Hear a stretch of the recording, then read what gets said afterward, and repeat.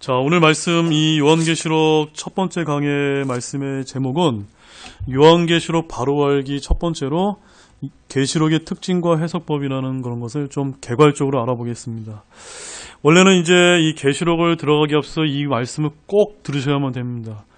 신학교를 가도 마찬가지입니다. 계시록을 공부할 때 그냥 1장 1절부터 쭉 공부하는 것은 의미가 없습니다. 전체적인 숲을 알고 그 다음에 왜 이런 주장들이 나오는지를 이해하는 가운데 계시록 말씀을 공부해야 그것이 잘 이해가 될 수 있다는 말씀입니다. 그래서 지금 제가 이제 이 계시록 강의 바로 알기 시리즈는 하나의 숲을 보는 겁니다.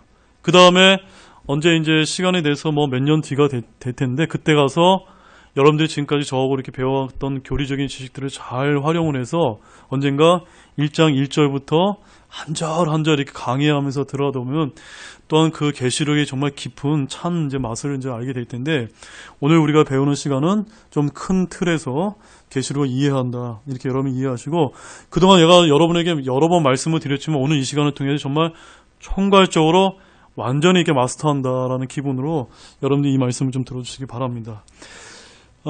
이 요한계시록 이제 바로 알기 시는 아까 제가 서두에 말씀드렸던 것처럼 이 요한계시록 바로 알기라는 책을 위주로 이제 전할 예정인데 이 책의 본 주제의 목적에 맞게 가장 계시록의 전체적인 내용을 이해하는 데 가장 잘 요약되어 있기 때문입니다. 그렇다고 일부 보완이 필요한 부분이 있다면 제가 여러분에게 덧붙여서 또 전해드릴 예정입니다. 자, 오늘은 이제 계시록 바로 알기 첫 번째 시간으로 계시록의 특징과 해석법을 이제 개괄적으로 이제 제가 살펴볼 텐데 시작에 앞서서 무엇을 주의해야 하는지를 먼저 다루고자 합니다. 그래서 계시록의 해석의 원칙을 보게 되면 사실 이제 계시록은 성경의 마지막 책이자 가장 중요한 책입니다. 그래서 사람들이 계시록을 하게 되면 뭔가 비유적이고 상징적이고 뭔가 감춰져 있고 또 비밀스러운 책으로 이렇게 알려져 있지만 그럴까 안 그럴까요? 사실은 그렇지 않습니다. 왜냐하면 계시록은 어떤 목사님에 의하면 성경에서 가장 쉬운 책이다라고 이렇게 말씀하고 있는 책 중에 하나이며 이 책에 관해서 성도들의 문제, 사람들의 문제는 뭐냐면 이해하기 어렵기 때문이 아니라 믿기 어렵기 때문이라는 사실입니다. 여러분 이해하셨습니까? 어려운 게 아니에요. 믿지 않을 뿐이다. 그것을 기억하시면서 여러분이 여기 기록된 것을 믿기만 한다면 어려울 거예요, 쉬울 거예요?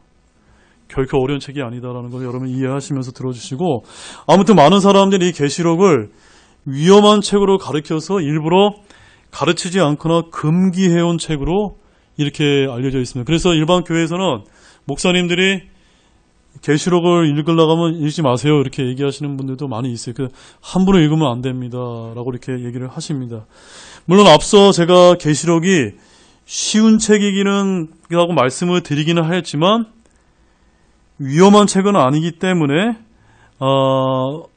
우리가 여기서 한 가지는 가르칠 때 주의점이 없는 것은 아니라는 것을 좀 기억하기를 원합니다. 그래서 많은 성경 교사들이 이제 제가 정리해 놓은 것처럼 몇 가지 사항을 주의해야 된다라는 거 말씀하셨는데 먼저 그것을 한번 유인문과 함께 한번 살펴보도록 하겠습니다. 계시록의 해석의 원칙에서 첫 번째 어떤 것을 주의해야 된다고 말씀하고 있어서 같이 읽겠습니다. 말씀 그대로 의미를 파악해야 합니다. 이 말씀이 뭘 뜻하냐면 저희같이 근본주의 독립침례교에서 계시록을 해석을 할 때는 말씀을 있는 그대로 예를 들어서 저희 딸이 이제 지금은 이제 초등학생이 돼서 한글도 꿰게 되고 말씀을 이해하게 되면은 그 책을 말씀 있는 그대로 애들이 이해하지 않겠습니까? 그렇게 어린아이와 같은 심정으로 말씀을 문자 그대로 이해해야 된다는 말씀입니다.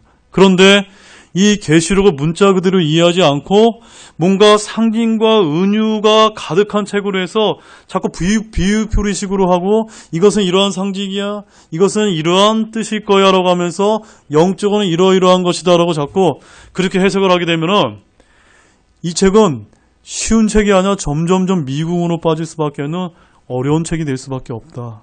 그래서 성경 해석의 황금률이라는 게 있습니다. 성경 해석의 황금률. 한번 따라해 보시겠습니까? 성경 해석의 황금률. 그게 무엇일까요, 여러분?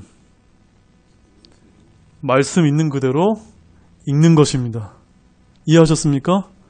어렵지 않습니다. 말씀 있는 그대로 읽는 것이 성경 해석의 황금률인다. 말하자면 문자 그대로 우리가 말씀을 본 그대로 이 말씀을 이해하면 된다는 말씀입니다. 두 가지만 예를 드리겠습니다. 첫 번째로는 계시록 7장 4절 말씀 보세요. 요한계시록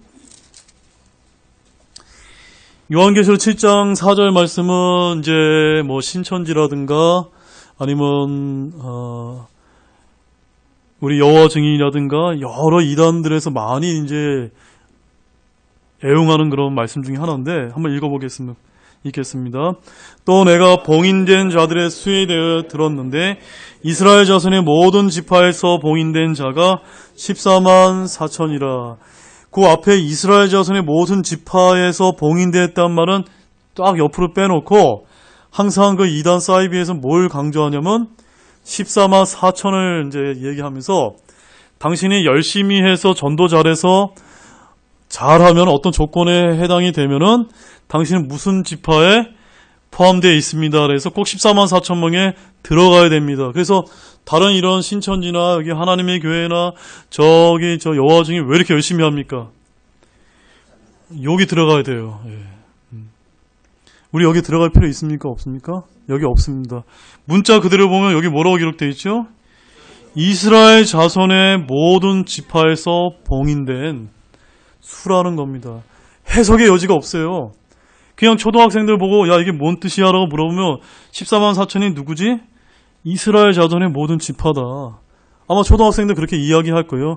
있는 그대로 이야기합니다. 이것이 뭐 구원받는 이들의 상징수라든지 아니면 우리가 영적으로 어느 지파에 속하게 되었다는 식의 영예나 비유 표현식으로 하게 되면은 큰일 납니다.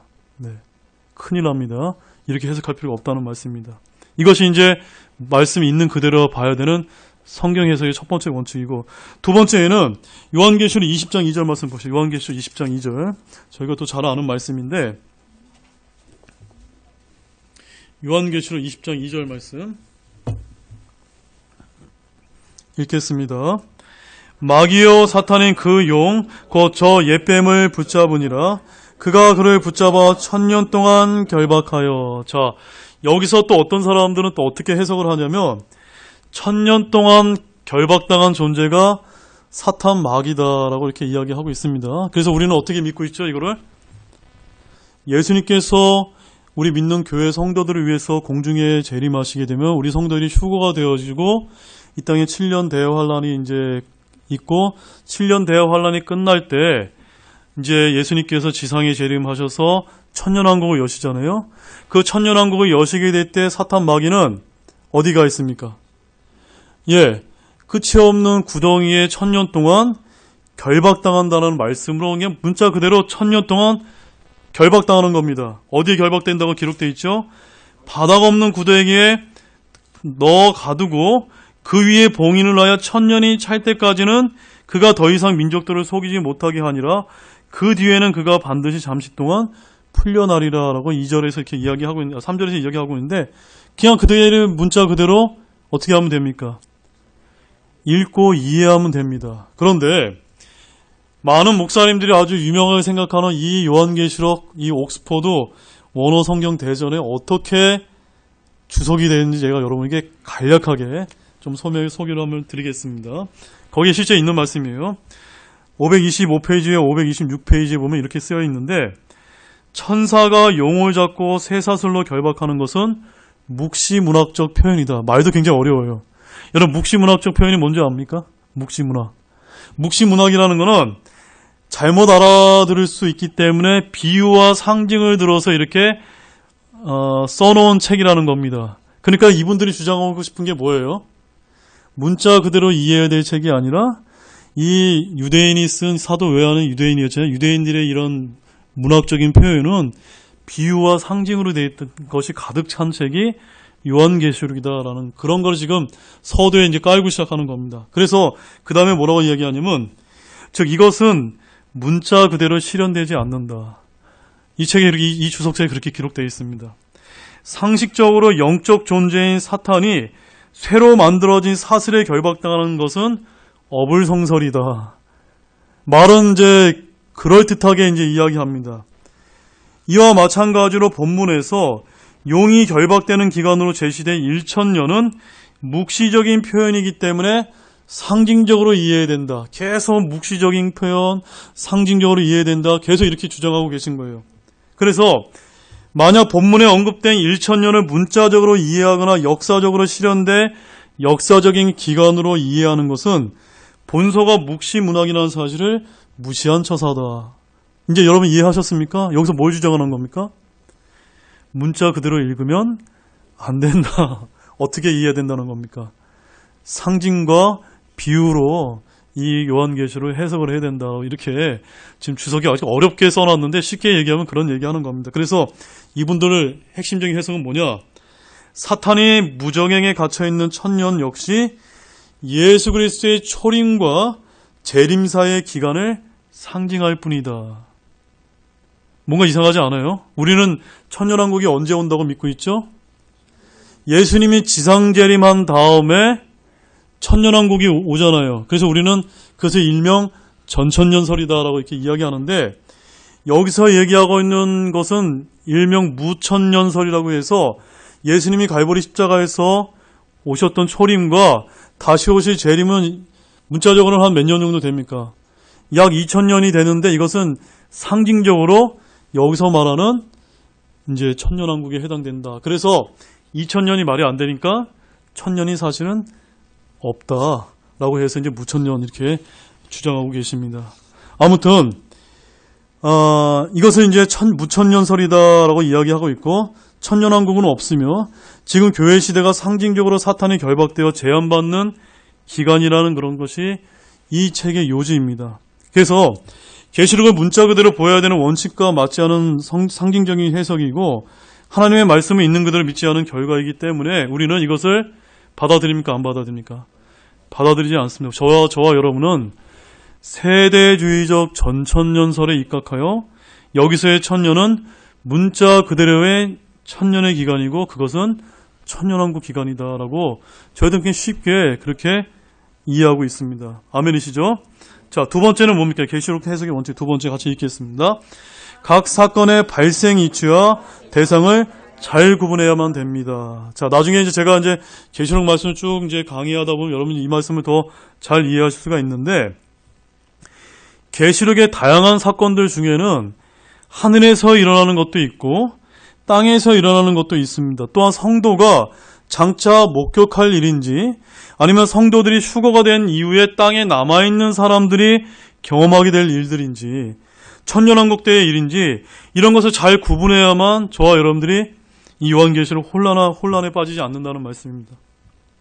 이것을 혼동하기 시작하면 개념 정리가 어렵습니다. 그래서 미국에 보면 아주 유명한 책과 영화가 있거든요. 책을 통해서 영어로 만들어진 그 기독교 영화가 있습니다. 뭔지 아세요, 여러분? 레프트 비하인드라고 하는 이 영화가, 미국에는 우리 같이 이제 독립침략이 많아서 저희들이 믿는 세대주의적 전천년설에 입각한 그런 기독교 소설책이 굉장히 베스트셀러가 돼서 영어로도 만들어졌습니다. 그런데 우리나라에서는 상영 안 해요. 예. 그래서 레프트 비하인드가 뭐냐면 남겨진 사람들이란 뜻인데, 언제 남겨진 사람입니까? 우리 믿는 성도들이 이제 대환란이 시작되기 전에 공중으로 다 휴거가 되게 되면은 이제 휴거되지 못하고 남겨진 사람들, 지금 제가 얘기하는 건 뭡니까? 성도들이 휴거된 이후에 땅에 남아있는 사람들에게 일어날 일에 대한 그 내용을 이제 영화한 겁니다. 이제 소설로 이제 만든 겁니다. 그래서 이 요한계시록 바로읽기라고 하는 이 책을 보게 되면 이러한 혼란을 방지하기 위해서 4장에는 하늘에서 벌어질 일, 5장은 땅에 임하는 환난기와 일곱 심판, 7장은 천년왕국, 8장은 새하늘과 새 땅 등으로 잘 구분해서 이렇게 공간과 장소를 잘 구분해서 설명을 해놓기 있기 때문에 제가 이 책을 이제 주제로 삼고 있고, 이제 앞으로 이것을 차례대로 이제 살펴볼 계획입니다. 자, 계시록 해석의 세 번째 원칙 같이 읽겠습니다. 각 사건의 시간의 흐름에 따라 기록된 것이 아님을 알아야만 합니다. 무슨 말씀이냐면 요한계시록 1장부터 계시록 22장까지 시간적인 흐름에 따라 순차적으로 기록되어 있다고 보고 풀게 되면은 제대로 된 풀이가 됩니까? 안 됩니까? 안 된다는 것을 제가 말씀을 드립니다. 이 유대인의 이런 기록 방법은 같은 사건을 여러 번 반복해서 기록하는 그런 특징을 갖고 있다고 합니다. 그래서 계시록도 이처럼 기록되어 있는데 대표적으로 뭐 7봉인이라든가 7나팔이라든가 7병의 심판이 시간 순서대로 순차적으로 일어나는 것이 아니라 서로 이렇게 오버랩되어 있는 겁니다. 오버랩돼서 발생되기 때문에 이것을 여기 나와 있는 심판을 시간 순서대로 해석하게 되면 이제 잘 이해가 되지 않는다는 말씀입니다. 그래서 여러분 요한계시록 10장 11절 말씀 보시죠. 10장 11절.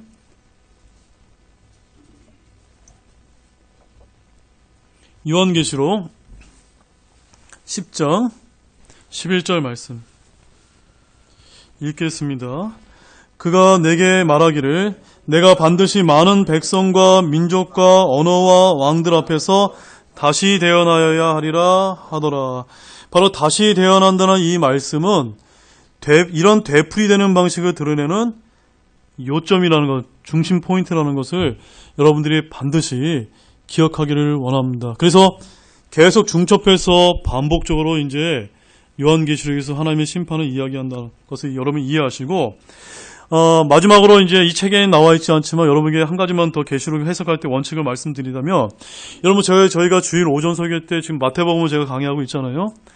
마태복음과 마가복음과 요한복음과 누가복음 이거 공간복음 4개가 예수님 당시에 이 행적을 갖다가 각 저자의 관점에 따라 기록한 책이지 않습니까? 그래서 마태는 왕이라고 하는 관점에서 또한 마가는 종이라는 관점에서 누가는 사람이라는 관점에서 요한은 예수님이 하나님이라는 관점에서 각각의 사건을 조금씩 다양한 각도에서 이렇게 설명하고 있는 것이 공간복음, 마태, 마가, 누가, 요한복음입니다. 그런데 계시록도 마찬가지입니다. 특별히 계시록 5장부터 19장까지가 유대인들이 이제 심판을 받는 이 땅에서 일어나는 아주 전후후무한 심판에 관한 내용들이 나와 있는데 특별히 5장에서 6장은 7봉인 심판을 좀 이야기하고 있고 7장은 말 그대로 삽입장입니다.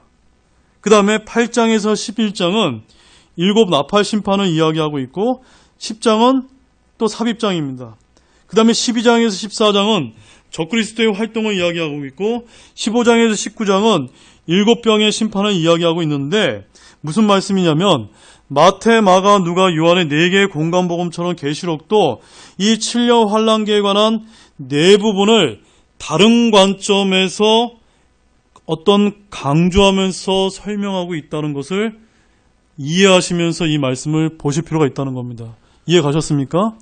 그러니까는 5장 6장에서는 여러 가지 심판에 중첩적으로 있지만 7봉인 심판을 강조하고 있고 또 어느 부분에선 7나팔 심판을 강조하면서 그러나 그 심판들이 어떻게 일어나죠? 오버랩돼서 일어난다. 그래서 이건 시간적인 순서로 보게 되면은 좀 어려운 해석하는데 어려움이 있다라는 것을 말씀을 드립니다. 자, 두 번째 계시록의 몇 가지 해석법에는 이제 다음과 같은 말씀을 찾아봐야 되는데 요한계시록 1장 19절 말씀 보시겠습니다. 요한계시록 1장 19절 말씀. 자, 계시록을 이제 본격적으로 해석하는 방법에 있어서 가장 중요한 구절이 요한계시록 1장 19절 말씀입니다. 같이 한 목소리로 읽겠습니다. 내가 본 것들과 지금 있는 것들과 이후에 있는 것들을 기록할지니라. 잘 보세요. 내가 본 것들 누가 봤죠? 사도 요한이 당시에 본 거니까 이거는 과거입니까? 현재입니까? 미래입니까? 과거입니다. 그 다음에 지금 있는 것들은요. 그건 현재입니다. 그 다음에 이후에 있을 것들은요. 그건 미래에 관해서 기록한 겁니다. 그래서 여러분 저를 잠깐 봐주세요. 계시록 1장을 보시게 되면 계시록 1장은 요한 당시에 사도 요한이 본 것들을 과거의 것들을 기록한 말씀이고 2장에서 3장에는 7교회에 관한 이야기가 나와 있는데 그 말씀은 요한 당시에 현존해 있던 교회들의 모습을 기록하고 있는 것, 그래서 현재의 것을 기록하고 있는 것이고 요한계시록 4장에서 마지막 22장까지는 뭡니까? 그러면 나머지 앞으로 일어날 미래에 관한 것들을 기록한 것입니다. 이렇게만 이해하면은 요한계시록 이해하는데 전혀 어려움이 없습니다. 그런데도 불구하고 소위 똑똑한 성경 신학자들이라고 하시는 분들이 몇 가지 이 요한계시록을 해석하는 것을 이제 가지고 이렇게 이야기합니다. 특별히 요한계시록 4장 19장에 대해서 다음과 같이 이야기하는데 세 가지를 얘기합니다. 첫 번째는 과거적인 해석법, 두 번째는 역사적인 해석법, 세 번째는 미래적인 해석법인데 제가 왜 빨간색으로 쳐놨을까요, 여러분? 저에게는 뭘 믿는다? 미래적인 해석법을 믿는다. 왜 그렇죠, 여러분? 요한계시록 4장에서 19장까지는 미래에 일어날 일입니까? 과거, 현재입니까? 미래에 일어날 일이니까 여러분 어렵게 생각하지 마시고 우리는 미래적인 해석법을 따른다라고 이해하시면 됩니다. 그러면 도대체 과거와 역사적 해석법을 주장하는 사람은 뭘 주장하는 거냐 궁금하지 않습니까? 그거 제가 좀 말씀을 드리겠습니다. 첫 번째, 과거적인 해석법은 어떻게 해석하시냐면 말 그대로 계시록 4장에서 19장의 일들이 계시록이 기록된 1세기 후반까지 다 성취되었다라고 이해하신다는 겁니다. 그러면 요한계시록 4장에서 19장이 이미 다 성취되었으면 뭡니까 이거는? 우리가 이 요한계시록을 읽을 필요가 있습니까 없습니까? 없는 일이 되는 거예요. 앞으로 예수님께서 이 땅에 오셔서 심판할 일도 없는 거예요. 말이 돼요 안 돼요? 말이 안 된다는 겁니다. 그래서 이런 과거적인 해석법은 천주교나 장로교 신학자들이 대다수 이런 해석법을 취한다고 합니다. 마태복음 24장의 일들이 계시록 4장에서 19장에서 다 일어났다고 믿고 있고 그리스도인들을 핍박한 네로 황제라든가 도미티안 황제 등을 적그리스도로 해석하는 것을 이제 취한다고 합니다. 하지만 이런 식의 해석은 앞으로 일어날 대언의 책을 무시하는 처사이기 때문에 우리는 이런 해석법을 취하지 않습니다. 여러분 과거적 해석법 어렵지 않죠? 자, 역사적 해석법은 뭐냐면요. 성경의 예언들, 특히 다니엘서와 계시록의 이런 예언들과 역사적인 사건들을 이렇게 매치시키는 그런 시도를 이야기합니다. 그래서 어떻게 매치를 시키냐면 사도 요한 당시로 보면 미래에 관한 계시지만 우리로 보게 되면은 이거는 과거에 해당되는 역사에 해당된다라고 이야기하면서 이 역시도 계시록 4장에서 19장이 1세기 후반에 다 성취된 것이 아니라 어느 시점에 다 성취되었다라고 이렇게 보는 해석법입니다. 예를 들어서 계시록 12장을 보게 되면은 1260일이라는 이야기가 나오는데 이 1260일을 우리는 어떻게 이해합니까? 문자 그대로 1260일 이거를 연수로 계산하면 어떻게 되죠?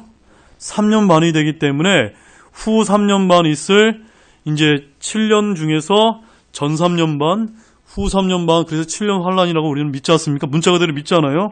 그런데 이 역사적 해석법을 따르는 분들은 1260일을 가장 중요한 기간으로 보면서 교황권이 세력을 강화시킨 1260년으로 이렇게 해석을 한다는 말씀입니다.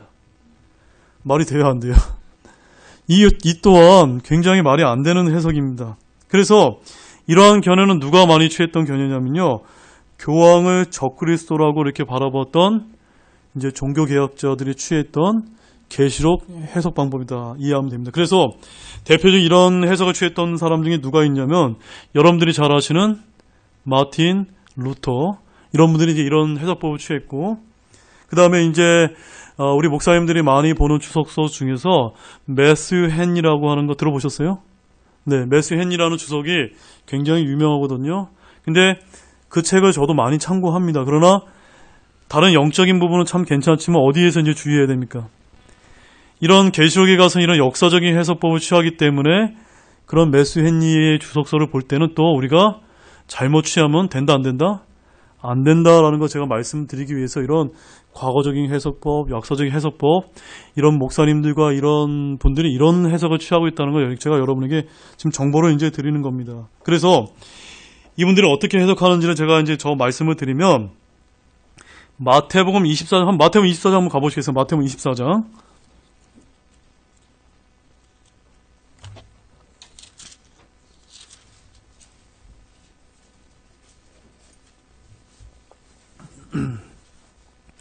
마태복음 24장 이제 3절부터 24절까지 이렇게 눈을 쭉 한번 이렇게 훑어서 한번 보시기 바랍니다. 거기 보게 되면은 3절 말씀에 어느 때에 이런 일들이 있으리까 또 주께서 오시는 때의 표적과 세상 끝의 표적이 무엇이니까 하니 7절 7절 말씀에 민족이 민족을 왕국이 왕국을 대적하여 일어나고 곳곳에 기근과 역병과 지진이 있으니 이 모든 것은 고통의 시작이니라 라고 얘기하고 13절 말씀에 보면 그러나 끝까지 견디는 자 곧 그는 구원을 받으리. 우리는 어떻게 구원받죠?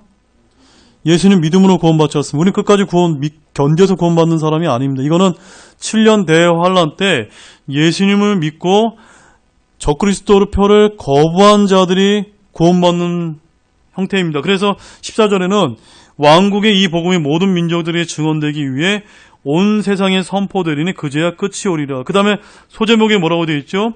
유대인을 향한 큰 환난이다 라고 해서 15절에서 24절에 지금 7년 대환란 때 일어날 그 환난에 대해서 지금 설명하고 있는 것이 마태복음 24장 있는 그대로 문자 그대로 이해하면 됩니다. 그런데 이런 역사적인 해석법을 취하시는 분들은 이 마태복음 24장이 18세기 후반에 끝났다고 이렇게 해석을 취하고 있습니다. 그래서 요한계시록에 나와 있는 7 봉인은 사도 요한의 시대부터 4세기경까지의 기간을 이야기하고 있고 7 나팔은 5세기의 이교도들, 7 금병은 프랑스 혁명과 이슬람 로마 카톨릭 세력의 확장과 패배다. 그 다음에 저기 이제 계시록에 가보면은 첫째 짐승은 우리 같이 적그리스도가 아니라 정치적인 교황이다. 둘째 짐승은 종교적인 교황이다. 이런 이제 억지 꿰맞추식 해석을 취하는 것이 역사적 이제 해석법이다라는 것을 여러분들이 좀 이해하시면서 여러분들이 이제 여러 책들이나 여러 목사님들이나 성경 교사들이 주장할 때 뭔가 우리가 배운 것과 조금 다르다라고 하시면 그분들이 취하고 있는 이런 신학적인 사상과 배경 지식이 다르기 때문에 지금 우리가 믿는 것과 좀 다르다는 것을 여러분이 좀 이해하시면 좋겠습니다. 그 다음에 이제 무엇이 나옵니까?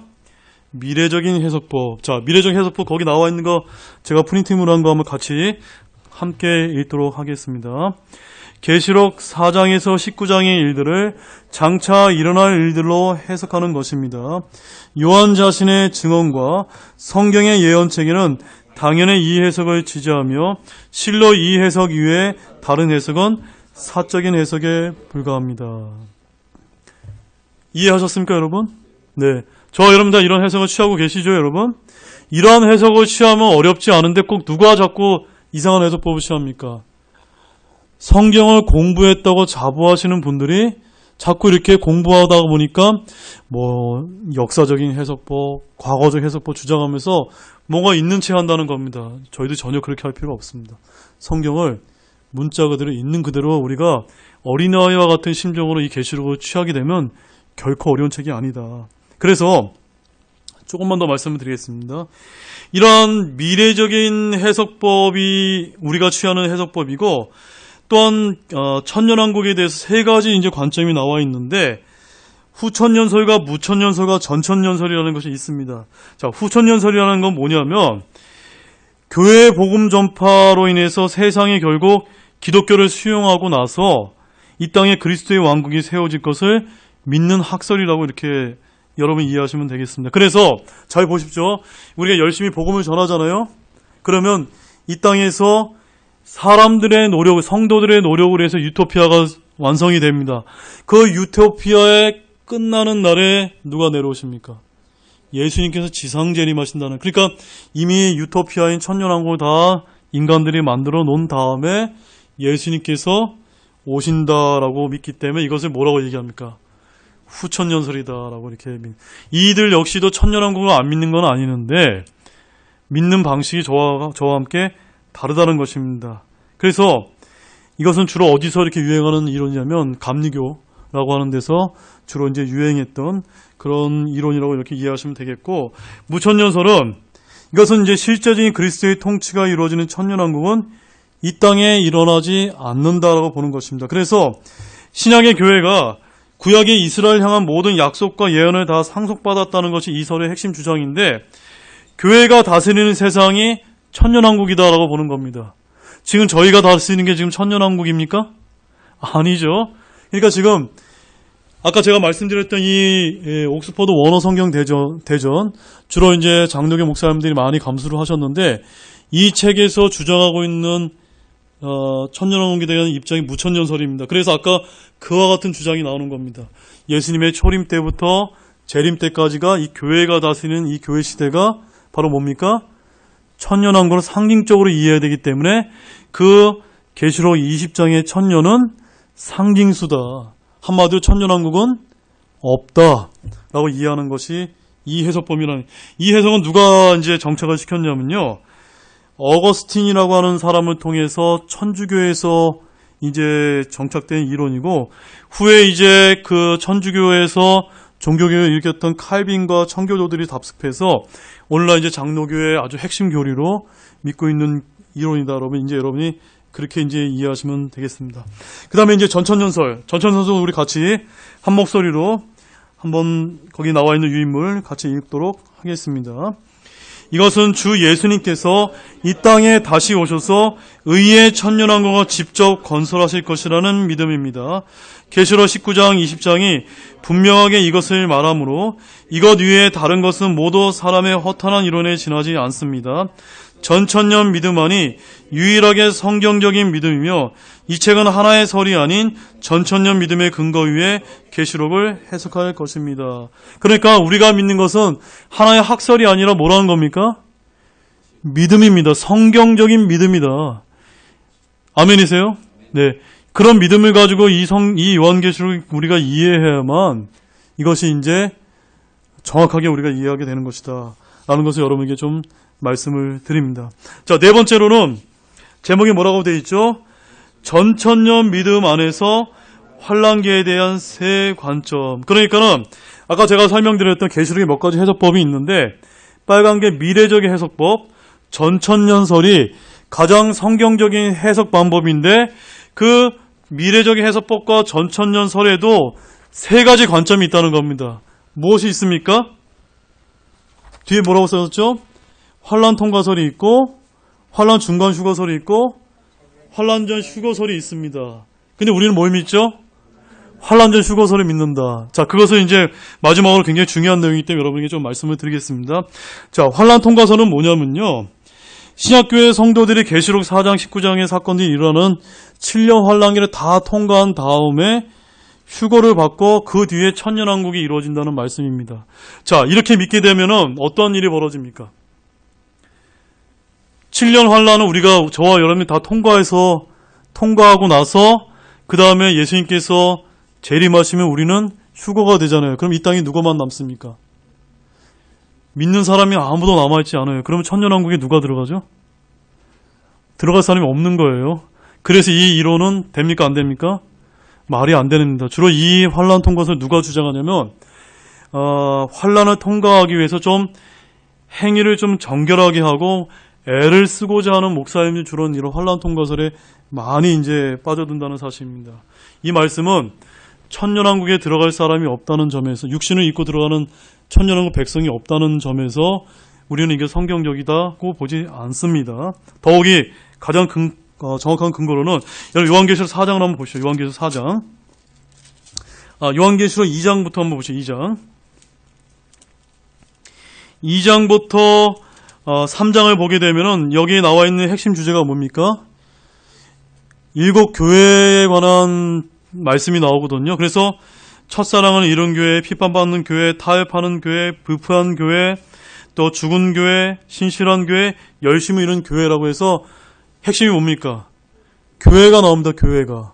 그런데 본격적으로 7년 대환란의 심판의 시작을 알리고 있는 4장부터 19장까지는 뭐가 없습니까? 교회라는 단어가 등장하지 않습니다. 왜 등장하지 않죠?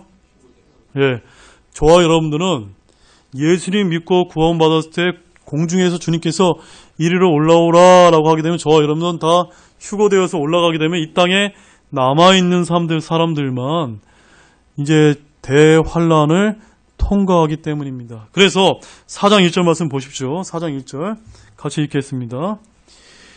이 일들 뒤에 내가 바라보니 보라, 하늘에 한 문이 열려 있더라.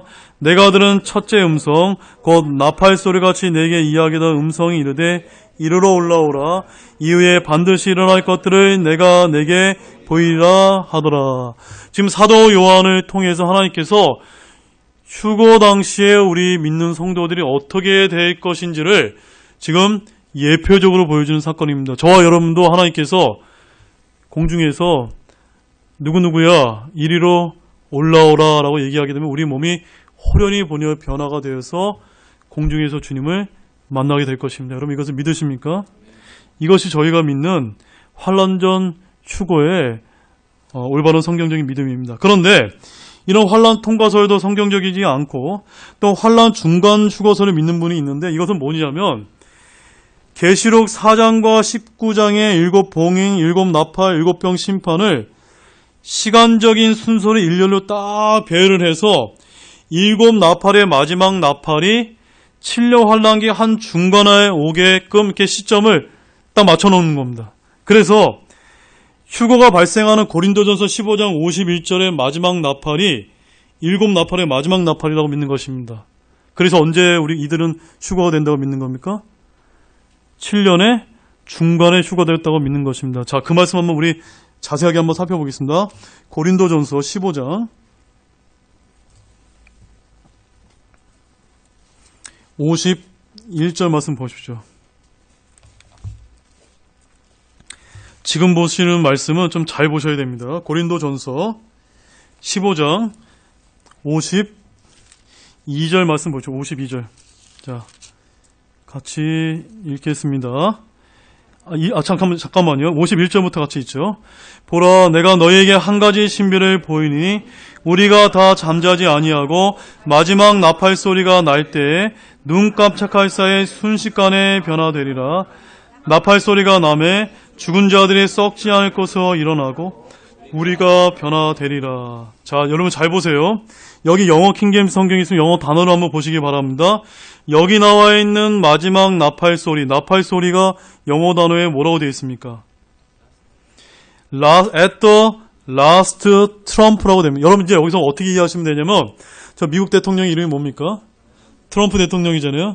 그냥 그 트럼프 대통령 이름을 이해하시면 됩니다. 그래서 우리 성도들이 예수님께서 부르실 때 휴거 받을 때 나팔 소리는 트럼프다. 이렇게 이해하시면 됩니다. 그리고 여러분 데살로니가 전서 4장 16절 말씀 보십시오. 데살로니가 전서 4장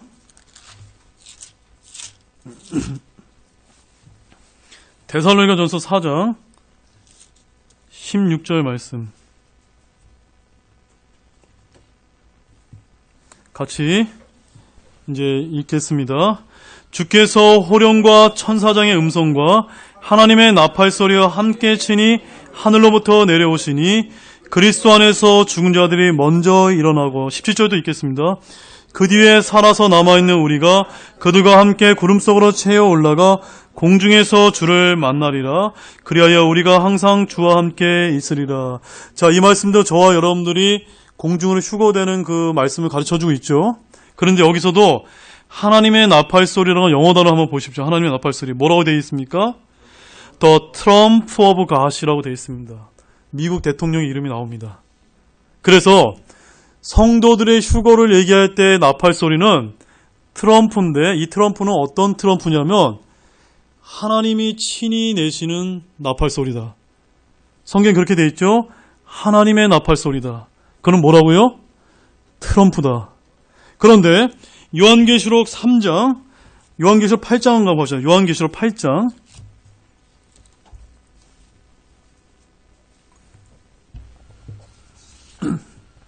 요한계시록 8장 6절 말씀 보십시오. 같이 읽겠습니다. 7 나팔을 가진 7 천사가 나팔을 불려고 준비하더라. 자, 이 7 나팔 심판이 마지막 때 대환란의 끝부분에 일어나는 그런 심판을 이야기하고 있거든요. 그러니까 대환란의 끝을 이야기하는 겁니다. 그런데 여기서는 누가 붑니까?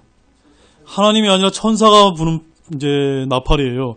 영어로 뭐라고 써있는지 한번 보십시오. 뭐라고 써있죠? 트럼펫이라고 되어 있습니다. 트럼프가 아닙니다. 그러니까 하나님이 부시는 나팔 소리는 트럼프고 천사가 부는 나팔 소리는 트럼펫입니다. 단어가 완전히 다른 겁니다. 그래서 제가 이 말씀 왜 여러분에게 드리냐면 어떠한 분들이 환란 중간 휴가소를 주장하면서 이 휴거 때 일어나는 마지막 나팔 소리를 자꾸 요한계시록 8장과 11장에 나와 있는 대환란 끝에다 맞추면 됩니까? 안 됩니까? 안 된다는 걸 좀 말씀을 드리는 겁니다. 이해 가셨죠? 요한계시록 11장 15절도 말씀 한번 더 보십시오. 11장 15절.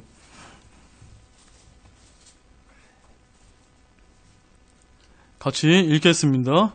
일곱째 천사가 나팔을 불매 하늘에 큰 음성들이 있어 이르되 이 세상의 왕국들이 우리 주와 그분의 그리스도의 왕국들이 되었고 그분께서 영원 무궁토록 통치하시로다.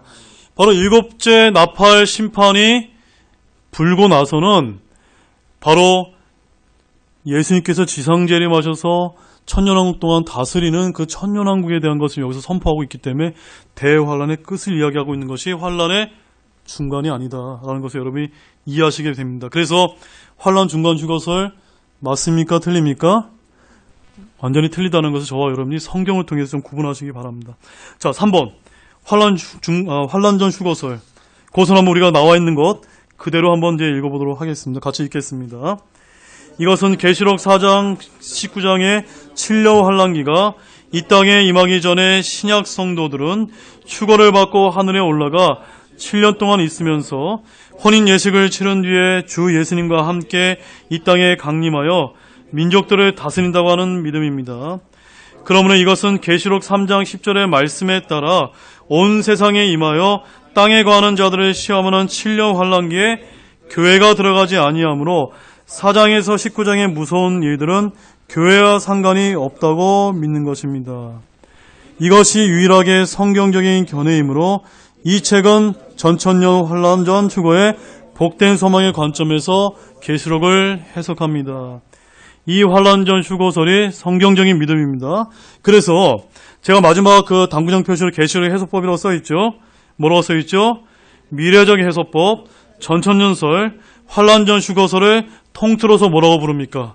세대주의적 전천년설이다.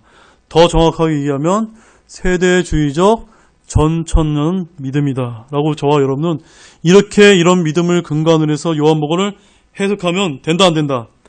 된다는 말씀입니다. 자, 마지막으로 이 요한계시록은 사도 요한이 이제 기록을 했는데요. 창세기와 창세기는 성경의 첫 부분이고 요한계시록은 성경의 끝 부분이잖아요. 이 창세기와 계시록이 어떻게 이제 대조를 이루고 있는지 한번 보겠습니다. 그 표 나와 있죠. 표에 창세기는 하늘과 땅의 창조에 관한 것을 말씀하고 있습니다. 맞죠, 여러분? 그러나 요한계시록은요, 새 하늘과 새 땅의 창조. 또 창세기는 첫째 아담이 다스리는 것을 이야기하고 있고, 요한계시록은요, 마지막 아담 예수님이 다스리는 것을 말씀하고 있습니다. 창세기는 신부인 이브를 누구에게 데려왔습니까? 아담에게 데려왔지만 요한계시록은 신부인 교회를 예수 그리스도께 데려갑니다. 그 다음에 창세기는 죄가 사망을 가져왔습니다. 그러나 요한계시록에는요, 더 이상 사망이 없다라는 그렇게 말씀이 기록이 되어 있습니다. 그 다음에 창세기에서 중요한 거, 낙원이 어떻게 됐죠? 상실됐습니다. 그러나 요한계시록에는요, 낙원이 회복되지 않습니다. 그래서 우리 여러분 이제 수요 기도회 때 참석하신 분들 말씀을 들은 분은 알겠지만 요즘에 제가 천년왕국에 대해서 많이 강의하잖아요. 뭘 말씀드리고 있습니까? 아담 때 타락 이전에 아담 때 하나님께서 해놨던 그 낙원이 다시 천년왕국 때 어떻게 다시 회복되는 그 말씀을 지금 강의하고 있지 않습니까? 그거 지금 말씀드리는 겁니다. 그 다음에 창세기는 속이는 자 사탄이 이제 등장하지만 요한계시록은요, 사탄의 영원한 멸망을 이제 기록하고 있다. 또한 창세기는 슬픔과 고통과 죄의 시작이라면 요한계시록은요, 슬픔과 고통과 죄를 끝내는 책이다. 여러분 이것만 잘 이해하시면 창세기와 계시록이 어때요? 절묘하게 대조를 이루는 책이다라는 걸 여러분 이해하시면서, 자, 마지막 표를 한번 보십시오. 계시록의 장별 구설. 지금까지 제가 첫 부분부터 지금까지 제가 설명드렸던 거 여러분 잘 이해하시면서 뭐 미래적인 해석법이라든가 전천년설이라든가 환란전 휴거설 이런 세대주의적 전천년 믿음을 잘 이해하시면서 이 계시록의 이제 장별 구성을 한번 보시기 바랍니다. 1장은 뭡니까? 그리스도의 환상인 요한 당시 과거의 일을 이제 기록한 말씀입니다. 2장에서 3장은요, 일곱 교회의 심판인 요한 당시 현재의 일을 기록하고 있습니다. 그 다음에 4장에서 19장은 뭡니까? 교회 휴거 이후에 땅에 남는 이스라엘과 이방 민족들을 향한 7년 환란기이기 때문에 과거와 현재가 아니라 뭡니까? 앞으로 교회 시대 이후에 있을 미래의 일이다. 바로 미래적 해석법에 따른다라는 것을 저희들이 말씀을 드립니다. 그 다음에 20장은요. 1절에 6절은 천년왕국 시대, 그 다음에 20장 7절에 15절은 하나님의 최후의 승리와 사탄의 패배, 21장에서 22장은 새하늘과 새 땅과 새 예루살렘이라는 이런 구성으로 요한계시록이 구성이 되어 있다는 것입니다. 이 전체적인 구성만 우리가 이해한다면 계시록이 어렵습니까? 쉽습니까? 쉬운 책이다. 이런 것을 이해하시면서 앞으로 이제 다음 시간에는 2장에서 3장에 나와 있는 7교회의 심판에 관한 말씀을 개괄적으로 다루고 나서 그 다음부터는 4장에서 22장까지 이제 7년 대환란기에 대한 여러 심판들을 다루게 되고 천년왕국과 새하늘과 새 땅에 관한 말씀을 다룰 텐데 그때 들어가게 되면 이제 어렵지가 않습니다. 앞으로 일어나게 될 대언의 말씀이기 때문입니다. 여러분 다 이해하셨죠? 자, 이 말씀을 마치도록 기도하시겠습니다. 하나님 아버지 참 감사를 드립니다. 오늘 이제 계시록 바로 알기 이제 첫 번째 시간으로 계시록의 특징과 해석법에 관한 그런 주제를 저희들이 살펴보았습니다. 세상에서 많은 교회들이 남아있지만 오늘날 이 요한계시록을 저희들이 읽을 때 여러 가지 또 잘못된 가르침으로 말미암아 이 요한계시록을 금기된 책이다. 또 읽어서는 안 된다라고 저희들이 이렇게 이야기하지만 오늘 하나님께서 분명하게 말씀을 해놓고 계십니다. 이 대언의 말씀을 읽는 자와 듣고 그 안에 기록된 것을 지키는 자들이 복이 있다. 이는 때가 가깝기 때문이다라고 말씀하셨던 것처럼 지금은 예수님께서 오실 날이 얼마 남지 않은 마지막 때를 살고 있기 때문에 저희들이 이 계시록 말씀을 더욱더 부지런히 공부해서 때를 분별하고 이 마지막 때가 남아있음을 세상에서 예수님을 모르고 구원받지 못한 사람들에게 저희들이 알릴 책무가 저희들이 있다는 것을 이 계시록 공부를 통해서 배울 수 있는 그런 계기가 될 수 있도록 도와주시길 원합니다. 참으로 감사를 드리며 이 모든 말씀을 예수님의 이름으로 간절히 기도를 드렸습니다. 아멘. 여러분